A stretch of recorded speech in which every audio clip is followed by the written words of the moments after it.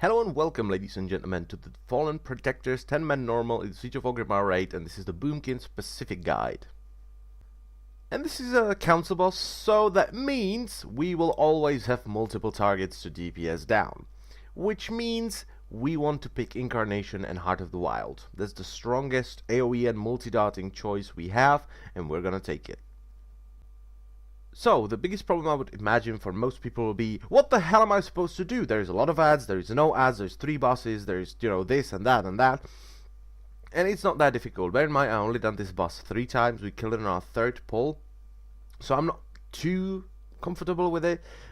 But I can safely say, if you enter an Eclipse, just dot all 3 of the bosses. Okay, that's about it. If the Brewmaster goes through a transition phase, just dot all 3 of his ads and forget about the bosses. When the Rogue enters the transitional phase, just kill his ad. Nuke your tits off on the ad before it kills your tank if you're doing the same tactic as we did.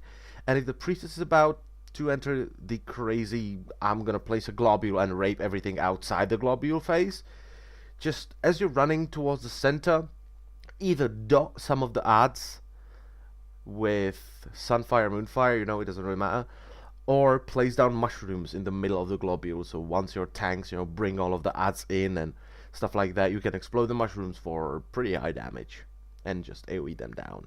And of course, all the other basic rules apply. Try to keep your Nature's Grace uptime as high as possible.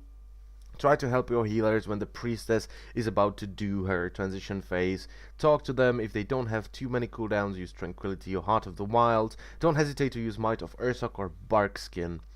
And that's about it for this fight. It's not too difficult for Boomkins. It's actually pretty simple to do fairly competitive DPS.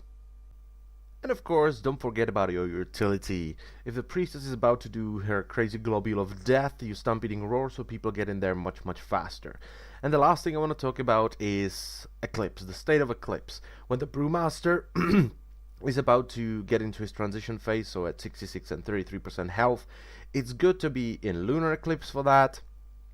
Same with the Rogue, just nuke your tits off, good to be in Lunar Eclipse. And when the Priestess is about to enter a transition phase, it's actually better to be in Solar Eclipse.